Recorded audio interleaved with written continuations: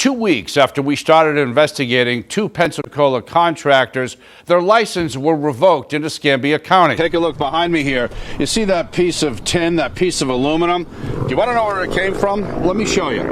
It came from this house. John Rupolo first broke this story last month. Mr. Haynes, John Rupolo, Channel 3 News. Do you have any comment about today's court proceedings?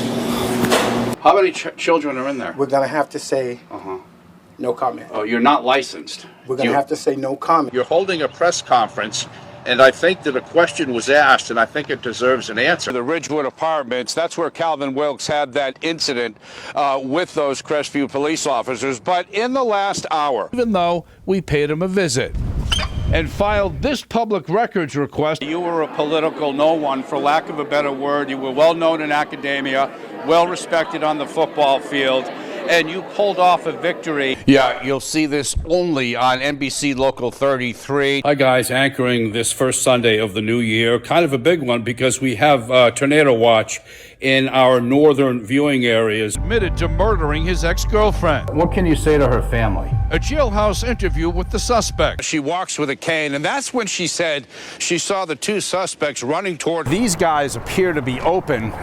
Let's see what happens when we pay him a visit. Former Clyde police detective Leroy Foley was carrying boxes of items from his desk to his truck Monday morning. Following allegations, he falsified his military service record. Did you falsify your military record, Mr. Foley?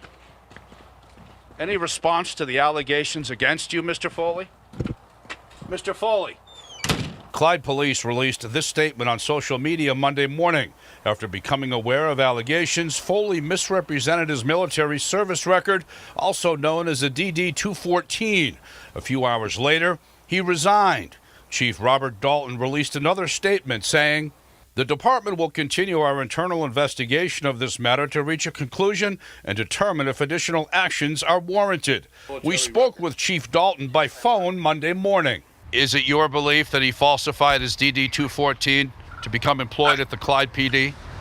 I can't release any other information right now. Clyde police began that investigation into Foley's military service record Friday after a website called Military Phonies published Foley's military service record they received after filing a Freedom of Information request. Foley's military record obtained by Military Phonies contradicts the one he gave K-Texas and posted online. Foley claimed to have been awarded the Purple Heart and the Silver Star and to have served in an airborne ranger regiment. Military Phonies has claimed Foley never received those awards and never served in the Rangers. Foley told K-Texas Friday all his military service record claims are true. Foley's opponent in the sheriff's race is Callahan County Sheriff Chief Deputy Rick Jowers. Jowers claimed in a January debate he was also an airborne ranger. Leroy's a great guy. He really is. He's military like me, but we're both airborne rangers. Jowers released this statement to K-Texas Monday. "I deeply and wholeheartedly apologize for misleading you about my military service. I'm not a Navy SEAL, a Green Beret, or an airborne ranger. I sincerely apologize for saying that at the forum."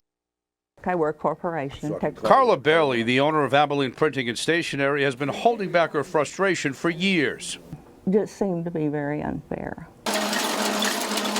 From 2010 to early 2016, her company held the printing contract for the city of Abilene. That changed in March of 2016 at this city council meeting. The staff is recommending we award that contract to Southwest Direct. The co-owner of Southwest Direct is Mayor Anthony Williams, who at the time was a city councilman. He bought the printing company less than a year before. Why would you buy a printing company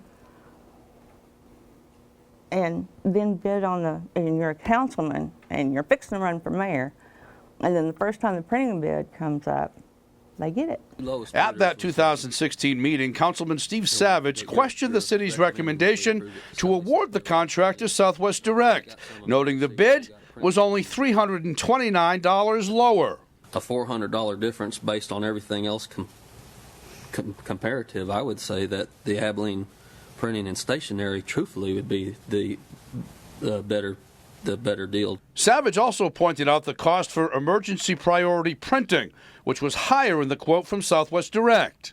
And then City Manager Robert Hanna chimed in, saying the higher rush service quote by Southwest Direct didn't really make a difference. We need to know the price, but it's not a large expense item that we have historically incurred. Council then voted unanimously to award the printing contract to then Councilman Williams' company. Williams had left the room and abstained from voting. I want to state that I didn't have any advantage to this, that I went beyond the requirements by state law. The city agrees. City Attorney Stanley Smith sent us this letter with our public information request for documents. Keep in mind, we never asked the city attorney for a letter or even a statement, but he wrote, Councilman Anthony Williams fully complied with all laws regarding public disclosure and abstaining from discussion and voting in this matter in which he had a conflict of interest. Between June of 2016 and the end of last year, the city of Abilene paid the mayor's company, Southwest Direct, $159,000 for printing services. Comparatively, from 2013 to 2015, the city paid Abilene Printing $197,000 for printing services. The city's spending less money on printing today than it was previously. Williams filed 3 conflict of interest statements, but for 3 years, none of these could be found on the city's website, where traditionally conflict of interest statements by city officials are posted. Why is that? Well, and so at the time when I conferred with the city attorney and the city manager, I did everything that I was told I was supposed to do. On February 8th, one day after our interview, the mayor's conflict of interest statement suddenly appeared online. And then on February 9th, the mayor came forward about the contract for the first time, posting on his Anthony for Abilene Facebook page that he acquired the city's printing contract 3 years ago. And then he posted copies of documents that K-Texas received after a public records request.